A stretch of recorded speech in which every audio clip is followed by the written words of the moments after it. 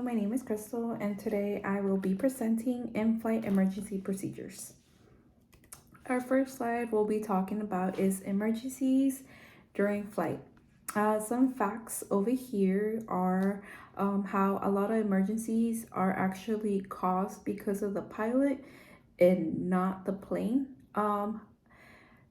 National Transportation Safety Board actually states that 85% of accidents and incidents are because of the pilot, and then 15% accidents and incidents are because of mechanical issues.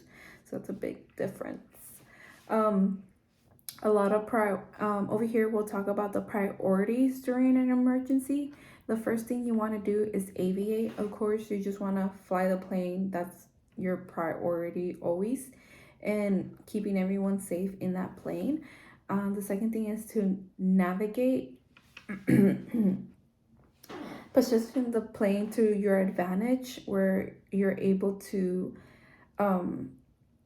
do the third thing, which is communicate. This will be the last thing you would do because you, like I said, the first thing you want to do is aviate, and so that last thing is communication. Because if you communicate and you're over here doing like everything else, trying to navigate it and fly the plane, is just going to be a lot of things to do and more stress on the pilot.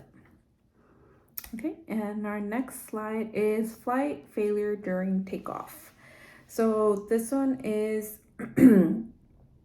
not easy, but it's fairly something that you would want to do is while you're having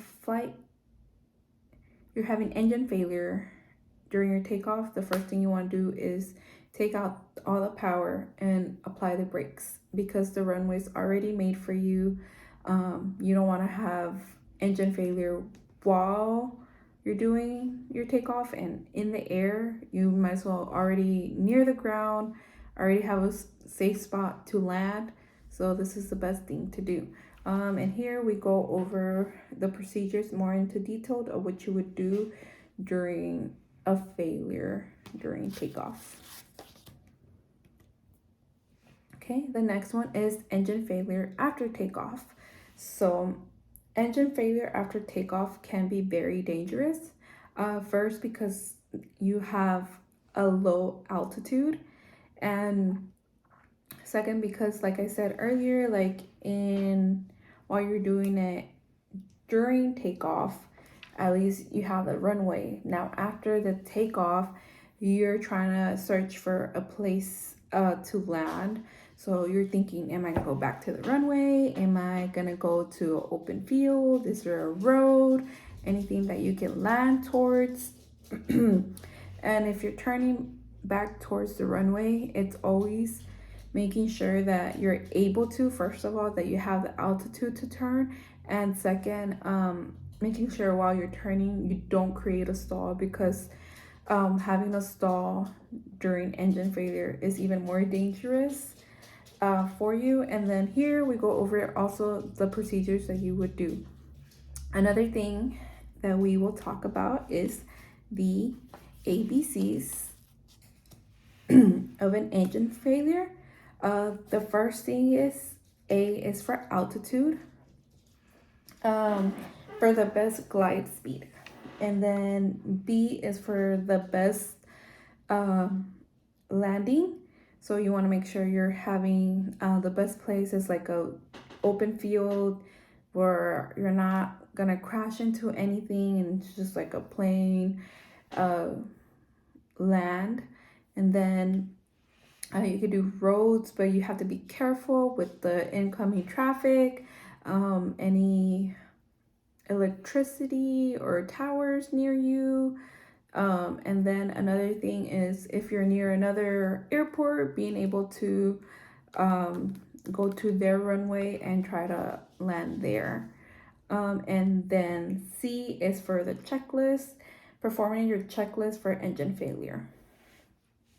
Okay, and then the next one is emergency approach and landing.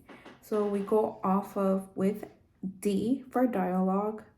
You communicate your conditions.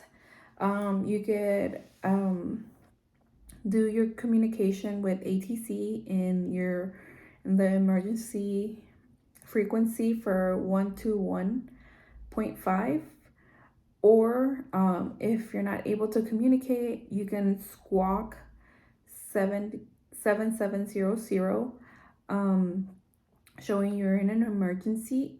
And that squawking, you could alert the tower near you, letting them know what's going on with you.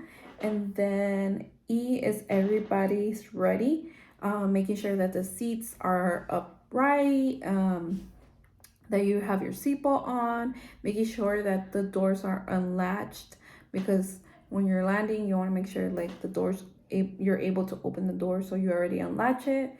And then F is for final checks, making sure that all your final checks are done before landing. Okay, and then our next one will be emergency equipment and survival gear. So a lot of things that you should be familiar with is the FFA airplane flight manual, and as well as the pilot's operation handbook. Becoming familiar with these items will help you become more successful and being knowledgeable what to do during an engine failure, so you would know automatically, like a second nature, what to do during that. So you'll be able to know to go through the checklist as if you've done it multiple times. So becoming familiar with it is good, because going in on it blindsided can be even more stressful while you're having an engine failure. Okay, and last one, after landing procedures. So one of the things you want to do after landing is, of course, make sure that you're taking care of the injuries. If anyone's injured, if you have any passengers with you, making sure that they're okay. If you're injured, making sure you're okay and fixing your injuries. And then and then if you have landed in like the runway, making sure you're being careful that like the rescue vehicle doesn't run you over. So being careful of your surroundings, because you just flew the plane, and you made it to safety, you don't want to get ran over.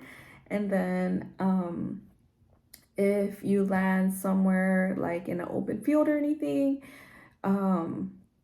and it's somewhere where it's like maybe in the middle of nowhere, you want to make sure that you're able to, like, if the plane was still fine, be able to use it as resources, as like in gas.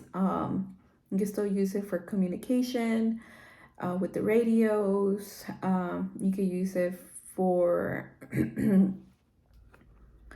for being in the plane, and just being able to be near the plane as well. Because if you're like in a place where like barely most people, the ELT will be able to help you within at least the most in 30 days. They'll notice that you're gone and something happened. And that is the ending. Here are my references. I got a lot of my things from my Cessna flight, also the pilot's handbooks of aeronauticals, and I believe in a website is AOPA. And thank you so much.